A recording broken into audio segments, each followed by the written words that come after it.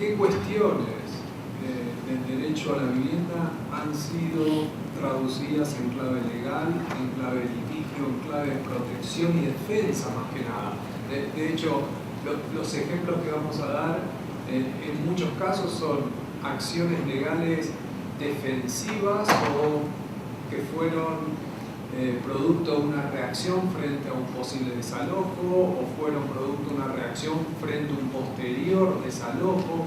Entonces por ahí el impacto, la magnitud de estos casos no nos permiten tener un diálogo directo con la política pública existente o no en materia de vivienda, incluso en Argentina o Colombia, o a partir de las discusiones que ustedes están teniendo. Yo no sé después cómo podríamos hacer ese empalme entre por ahí algunos procesos. Vamos a contar con Gustavo y esta discusión un tanto más sofisticada desde mi punto de vista, o desde el punto de vista más legal que ustedes están teniendo en clave de dar una discusión directa sobre la existencia o no de una política pública, cómo los modelos o los programas existentes en México son un tanto más abiertos o más cerrados para el acceso a una vivienda. Entre el 95 y el 2000 empiezan a aparecer los primeros informes sobre seguridad jurídica de la tenencia en la ciudad de Buenos Aires y en algunas ciudades del Gran Buenos Aires, es decir,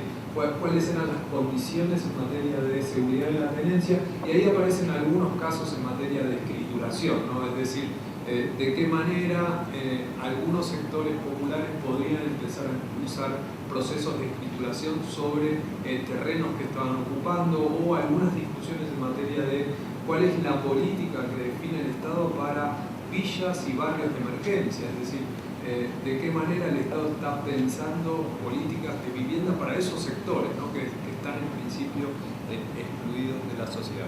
Aparecen muchos problemas en términos de alquileres, en términos de desalojos, y ahí se da una estrategia un tanto más defensiva, ¿no? Es decir, bueno, cómo presentarse en expedientes donde se están desarrollando desalojos, ya sean civiles o penales, cómo plantear que hay que compensar este derecho a la vivienda frente al derecho de propiedad. Es decir, toda una discusión, en todo caso muy técnica, donde al juez civil, al juez penal, se le exigía cierto grado de ponderación, ¿no? De los derechos en juego.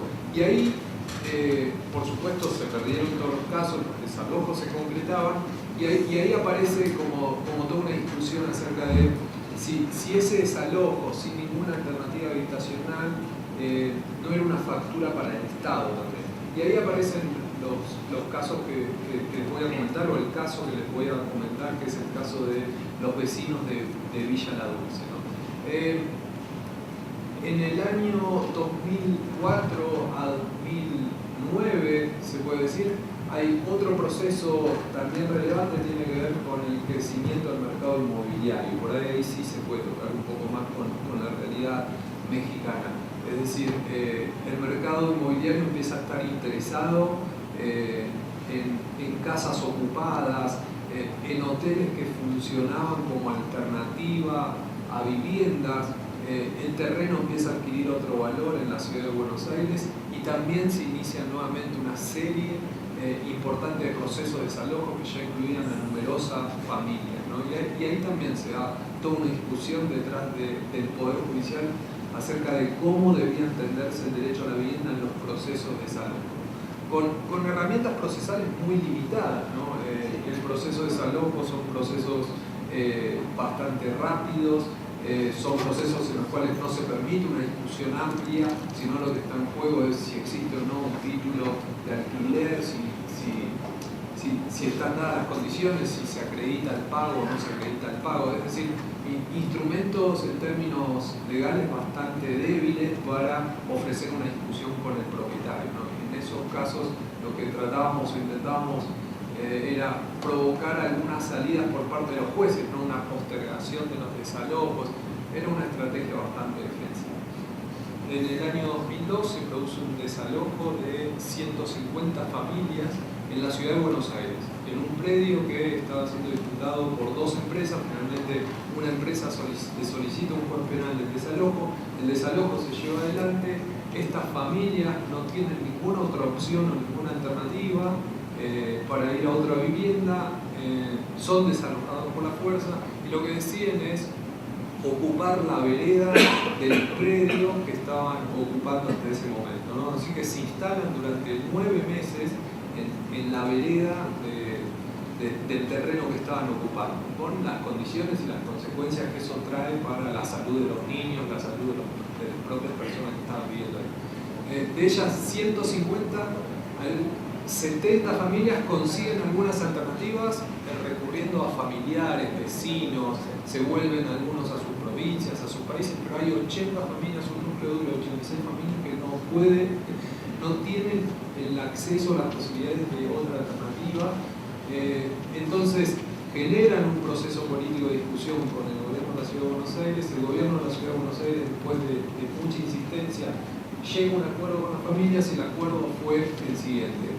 En 90 días el gobierno de la Ciudad de Buenos Aires se comprometía a entregarle una vivienda o darle una salida habitacional a esas 86 familias. Por supuesto eso no se cumplió, entonces ahí entramos nosotros los abogados a exigir el cumplimiento de ese acuerdo. Ese acuerdo incluía una salida que tal vez nosotros no habíamos anticipado, pero el gobierno de la ciudad se compromete a resolver el problema con la entrega de una casa. Entonces, digo, las posibilidades se mejoraron y a partir del año 2005 al 2008 empieza una discusión enorme acerca de cómo se ejecutaba ese acuerdo, ¿no? Finalmente las viviendas se construyeron después de un proceso muy largo de discusiones que se daban en audiencias cada 2 semanas y hoy en día esas 86 familias tienen una vivienda, tienen un título y tienen un criterio bastante flexible. Tienen que pagarlas esas viviendas, pero el pago de esa vivienda no puede ser superior al 20% de los ingresos familiares. Los ingresos familiares se van evaluando en un proceso periódico acerca de cuáles son los ingresos familiares. También nos puso en duda cuál es la incidencia de este tipo de procesos con una política general de vivienda, que por cierto no existe. Entonces, algunas de las críticas vinieron por el lado de las distorsiones que generaba el litigio frente al presupuesto general. Es decir, bueno, ¿por qué esas 86 familias sí el diagnóstico acerca de falta de vivienda en la Ciudad de Buenos Aires indica que hay como 300.000 personas sin vivienda, o incluso 200.000 de esas personas viven en lugares muy precarios, en villas de emergencia? Entonces, bueno, ¿qué incidencia tiene el reclamo por goteo sobre el presupuesto general? Y a la vez nuestras respuestas tienen que ver con la inexistencia de una política pública en materia de vivienda y las dificultades también de exigir judicialmente la creación de una política pública o el seguimiento de una política pública de vivienda, las dificultades por ahí de representar un colectivo tan grande como todas las personas que tienen problemas de vivienda en la Ciudad de Buenos Aires, ¿no? Se generaron unas discusiones interesantes detrás de este caso, algunas en clave procesales, otras en clave de política, ¿no? De política pública en sí, acerca de, bueno, cómo hacen los jueces para avanzar en esa instancia, ¿no? Pero eso era el caso que quería comentar. Hay una serie de sentencias a finales de los 90 de la Corte Constitucional por una crisis de vivienda importante aquí en Colombia.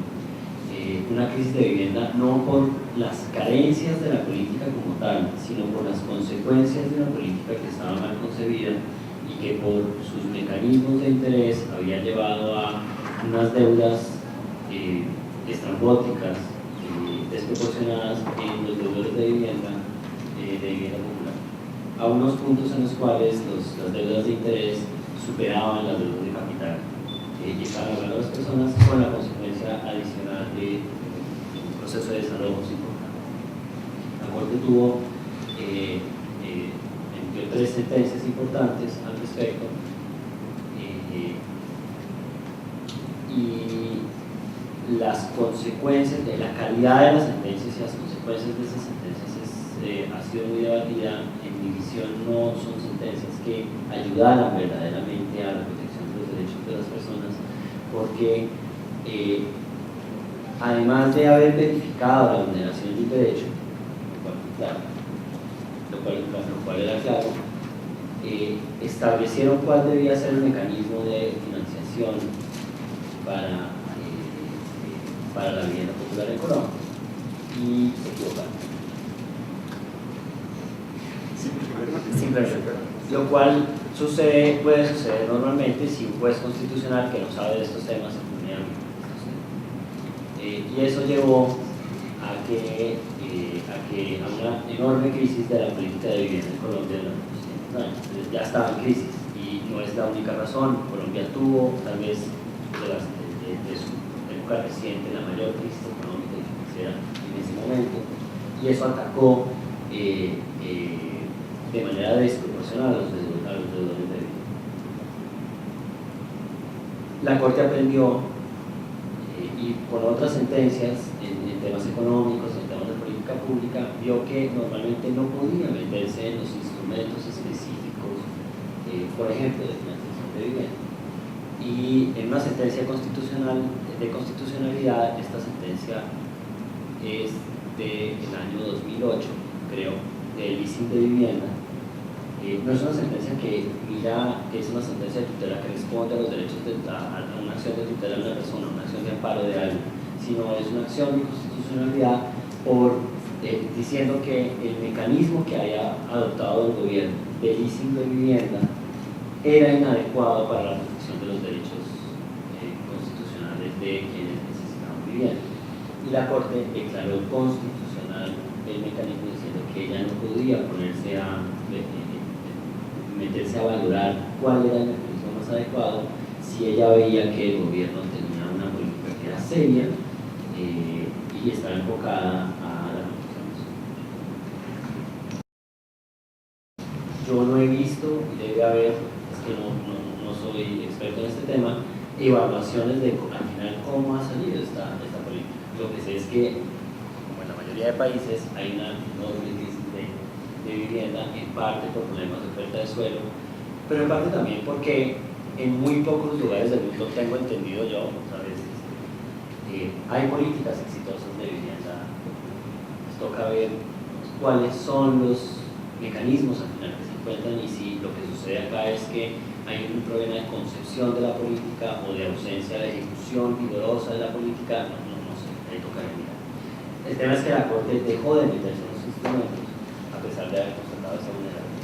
He alcanzado a oír de los diagnósticos acá es que hay unos problemas de programas específicos de soluciones de vivienda que son tan evidentes que tal vez eso abre el hueco para una intervención inicial. Eso le queda mucho más fácil al juez y el juez puede entonces después decir, dependiendo de los fundamentos que hace un juez o una corte, uno puede ya agarrarse de ahí para ir creciendo los casos. El tema es que hay que ser paciente para encontrar el caso que sea, el caso que sea evidente, ¿no? En donde lo que están haciendo tan mal, que en sí mismo es, además de una vulneración de los derechos, un mal gasto de los recursos.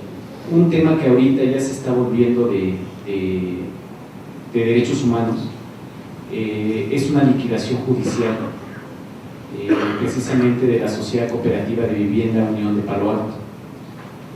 Esta cooperativa tiene ya muchos años que se constituyó en los 70s, a principios de los 70s, y bueno, en el 94 pierde su registro y hasta el 2002 inicia lo que es la liquidación judicial, obviamente por comparecencia de algunos de los socios que tienen derecho a solicitar.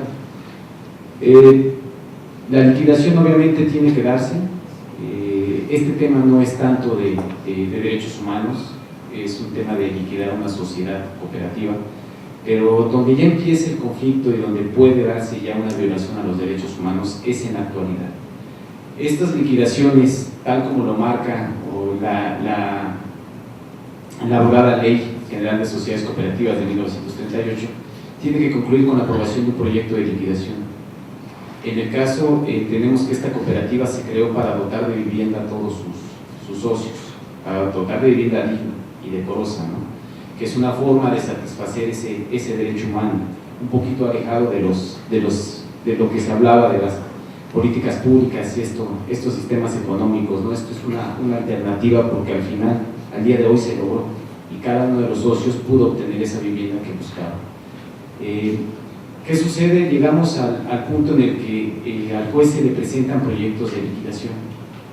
pero para nuestra sorpresa como despacho se presenta un proyecto por parte de la comisión liquidadora en la que propone la adjudicación de las viviendas a cada uno de los asociados, ¿no? Que bueno, es una situación de hecho que ya impera ahí. Y por su parte la otra parte de la comisión liquidadora, integrada inclusive para nuestra sorpresa por socios de la misma cooperativa, presenta un proyecto de venta del terreno. Dice: queremos que se venda el terreno tal como está y que se reparta el monto entre todos los asociados, ¿no? ¿Qué sucede? Viene la resolución del juez, obviamente se le hace saber que eso es una cosa descabellada, o sea, es algo muy difícil, y bueno, afortunadamente el juez lo entendió y dictó sentencia desaprobando ese proyecto de liquidación. Como sabemos, los que litigamos en este país, podemos esperarnos cualquier cosa de los jueces y los magistrados, hasta lo que no imaginemos. Ahorita estamos en la segunda etapa, que es la etapa de apelación. Obviamente la gente que presenta esta propuesta, este proyecto, tiene el derecho de apelar como cualquier parte, y ahorita estamos en este punto medular, ¿no? No es por decir que los jueces o magistrados hagan lo que quieren, ¿no? Pero tenemos ese riesgo de que pueda aprobarse ese proyecto de liquidación de venta que implique un desalojo masivo de todas las familias que habitan actualmente en la sociedad cooperativa. No estamos hablando de más de 350 familias que viven, ¿no? En números reales, pues más de 1.800, casi 2.000 personas que viven en este lugar, ¿no? Es un lugar que se constituyó, la gente adquirió legalmente el terreno, obtuvo créditos. Ahorita que hablan de FONAPO, yo conozco un poquito ya a fondo la historia de la cooperativa, participó y permitió que se pudieran dar las etapas de construcción. Hoy en día es un proyecto hecho y derecho, donde la gente habita de un modo tranquilo, y pues está clavado ahí en lo que es la parte de bosques de Coajimalpa, ¿no? Ahí al lado del edificio de Pantano, como muchos lo conocen. Quiero concluir con esto. El tema del derecho humano al que me refiero es esta posibilidad, porque es una posibilidad real, de que el magistrado pueda revocar esta sentencia del juez y en su momento aprobar una venta total de este terreno, ¿no? El hecho de que un juez intervenga abre la discusión que suele estar encerrada en espacios de opacidad, discrecionalidad, que justamente lo que permiten es construir políticas en donde poderes públicos y poderes privados construyen alianzas muy perversas para el enriquecimiento de un sector de la población. Lo que quiero decir es que aún los jueces equivocándose permiten abrir la discusión en el ámbito público y por lo tanto generar espacios de democratización de la discusión en temas presupuestarios y de política pública. Quería señalarlo porque justo en México estamos muy retrasados, llevamos 15 años de retraso en relación a lo que Argentina y Colombia han podido avanzar en el debate en tribunales sobre derechos económicos, sociales y culturales. La organización donde yo trabajo tiene hace algunos años un programa de lo que llamamos de abogacía comunitaria en comunidades de asentamientos y villas de emergencia de la Ciudad de Buenos Aires, donde vive más o menos un 5 o 6% de la población de la ciudad. Y la aproximación con la cual comenzaban a ir los abogados y abogadas de ASIC era ciertamente ingenua, como supongo que es todo primer paso. Conocíamos bastante sobre los derechos, sobre cómo deberían funcionar, sobre qué nos prometía la Constitución y los pactos de derechos humanos. Nuestra Constitución es parecida a la mexicana actual, digamos, con todas sus promesas de derechos, tratando de reclamar los casos más claros y a su vez más dramáticos posibles, de manera tal de que para los tribunales fuera lo más difícil posible lavarse las manos.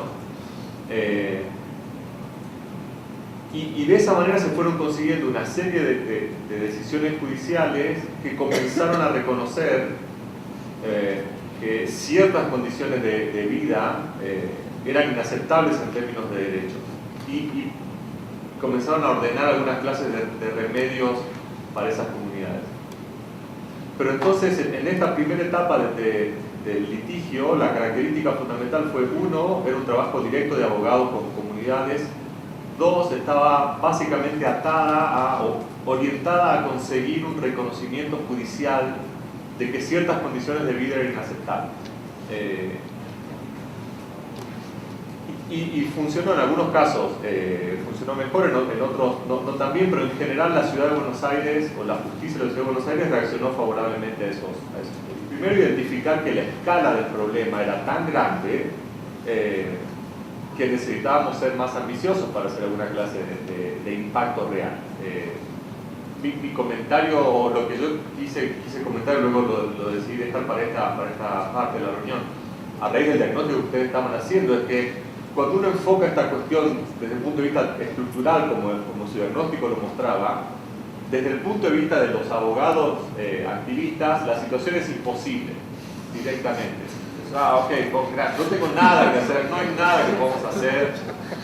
Y entonces el camino que habíamos hecho, y por eso el caso de Diego, que de hecho fue tal vez un caso que inspiró a muchos de nosotros en trabajar esto, tenía la riqueza de esas 80 familias, y el camino de los abogados es el inverso al de los cientistas sociales en general. Empezamos tratando de poder captar un conflicto muy puntual que pueda resolverse, y empezamos de ahí a subir el esquema, en vez de empezar desde arriba y bajando. Entonces comenzamos a pensar más en el desafío de las políticas públicas que podíamos identificar, de cómo organizaba el Estado la prestación de ciertos servicios para las villas, luego, o para una villa en particular. Luego comenzamos a desafiar patrones más estructurales para todas las villas de emergencias. Entonces las condiciones del acceso a los espacios recreativos en todas las villas de emergencia, donde viven más o menos 300.000 personas, tiene un patrón estructural reconocible, que básicamente es un desastre. Los niños no pueden jugar en esos guetos urbanos de la Ciudad de Buenos Aires. Mientras afuera, donde estamos nosotros, que es nuestro adentro, las plazas públicas son maravillosas y tienen unos juegos excelentes. En esos guetos los niños no pueden jugar. Y entonces comenzamos a desafiar las políticas estructurales vinculadas con ciertas condiciones asociadas al derecho a la vivienda. Y logramos buenos resultados en la medida en que algunos años antes ya la justicia había ido dando pasos. Por lo tanto, como tal vez los abogados para nosotros es bastante obvio, pero para los demás tal vez no es tan claro, la justicia tiene algún problema con volverse inconsistente. Los jueces saben que no pueden darse el lujo de decir una cosa hoy y al día siguiente no decirlo. Al menos tienen que crear alguna clase de razón para eso. Y el camino de empezar de los casos más pequeños y luego ser más ambicioso hizo que los jueces ya no pudieran regresar en sus compromisos con el derecho a la vivienda. Así que esta segunda fase fue ampliar la escala del litigio, buscando más patrones estructurales, logrando trabajar con políticas públicas más generales. Pero al mismo tiempo lo que íbamos identificando era que el proceso no podía ser sustentable si no ocurría alguna clase de apropiación, transformación o construcción en las propias comunidades afectadas. Es decir, lo que primero era un juego de abogados tratando de ganar estos casos extraños, no podía ser sustentable si no se transformaba en un juego de comunidades adueñándose del lenguaje y de los reclamos y participando personalmente en las discusiones públicas. Entonces el camino de que las comunidades se apropiaran de estas discusiones y con estas herramientas que fueron construyendo y que incluso las instituciones le fueron dando, pudieran llegar un poco más lejos al sistema institucional, fue haciendo que entonces ahí comenzara un diálogo entre el activismo, la organización comunitaria y los saberes de las ciencias sociales o las ciencias económicas o las ciencias políticas. Porque entonces ahí fue el lugar donde el análisis del presupuesto, por ejemplo, se transformó en una herramienta al servicio de las luchas comunitarias al momento de discutir, por ejemplo, el presupuesto, o de ir a la legislatura a hacer una marcha por la insuficiente designación de recursos para los planes de viviendas, etc. Entonces, el trabajo del presupuesto llegó como una herramienta para darle discurso al reclamo popular, no como una herramienta analítica de los abogados ni de informes de políticas públicas. Y se fue generando una especie de trabajo anual donde cada año en el ciclo presupuestario de la Ciudad de Buenos Aires los referentes de las organizaciones de las villas discutían con quienes hacían análisis presupuestario cómo poder presentar información presupuestaria que mostrara la falta de políticas idóneas para enfrentar el déficit habitacional de la ciudad, etc. Y eso se transformaba luego en un activismo social y ante los medios de comunicación, presentando la información de los esquemas regresivos y la falta de financiamiento, etc. Entonces, la parte medio llena del vaso, que poquita, digamos, pero la parte medio llena del vaso es que hoy existe una dinámica de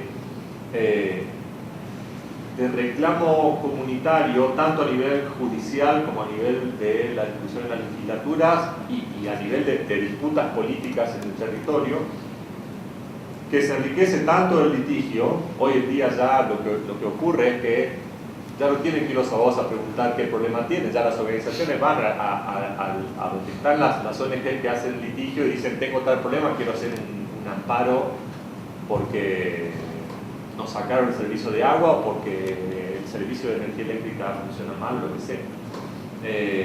Entonces hay una dinámica de conversación entre organizaciones comunitarias de estos grupos a donde no llega el mercado, donde no llega el Estado,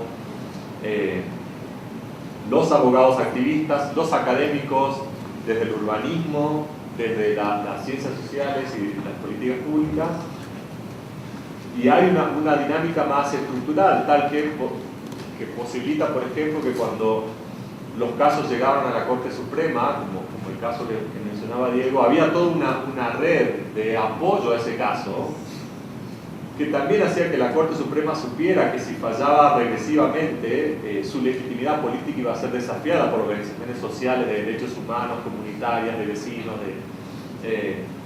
Entonces el proceso que yo estoy describiendo tiene tal vez intensidad de mediados o fines de la década del 90, o sea, lleva más de 15 años tal vez. Y empezó, para todos empezó con el caso que mencionó Diego en algún punto. Y lo que en todo caso yo agregaría, dada tu invitación, es cómo el proceso de abajo hacia arriba es un proceso largo, pero que debe hacerse de manera consistente y que en algún punto permite encontrar y fortalecer las dos agendas. La agenda de quienes académicamente, por ejemplo, reflexionan sobre los déficits de políticas públicas, y la agenda de quienes trabajan con la comunidad resistiendo desalojos o pidiendo agua potable para empezar, digamos. En algún punto esas dos agendas se retroalimentan y creo que ahí hay una posibilidad de impacto, no para cambiar el modelo, digamos, económico, pero al menos para generar las condiciones para cuando alguna posibilidad exista, todo el trabajo de legitimación de esa forma alternativa de pensar el urbanismo y la vivienda esté legitimada, digamos, porque si no vamos a llegar demasiado tarde también. Si esperamos al político o la política iluminada que quiera pensar esta agenda, no va a haber base de sustentabilidad porque nadie habrá hecho el trabajo antes. Hay mucha política pública en México activa que uno podrá luego evaluar en su racionalidad y en su implementación. Entonces tal vez hay un camino mucho más rápido que tienen para recorrer los activistas mexicanos que los que teníamos los argentinos, que no teníamos políticas públicas que evaluar. No había una regulación de cómo tratar a las villas de emergencia. Había solo estado de cosas. O democratizamos el derecho civil, el derecho comercial y lo hacemos hablar el lenguaje de los derechos humanos, o estaremos esperando ganar solo porque tenemos un juez activista de derechos humanos, lo cual es fácil, cualquiera gana así, digamos, en caso. Pero creo que hay, tal vez diría, una responsabilidad más grande de la comunidad jurídica de derechos humanos de aprender más derecho y no solamente derechos humanos, digamos, y entonces trabajar más ahí.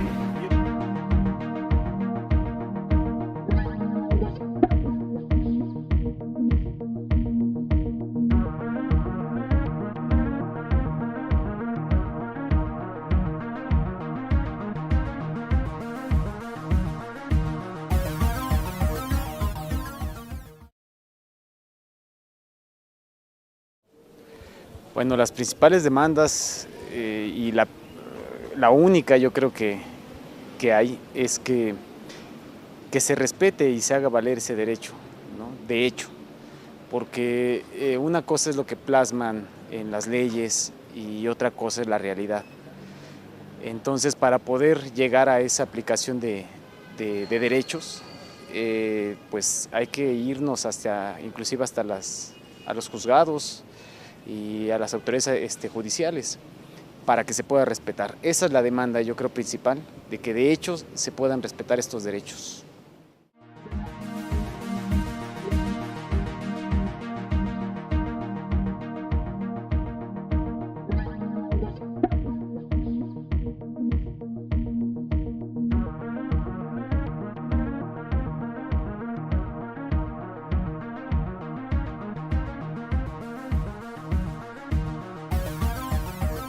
En América Latina la judicialización ha cumplido un rol muy importante para avanzar en la satisfacción del derecho a la vivienda en varias dimensiones. En primer lugar, para ayudar a comprender la dimensión de derecho humano profundo que tiene el derecho a la vivienda, que no es solo un problema de política pública o un tema de avance en el bienestar en general, sino de respeto básico por la dignidad.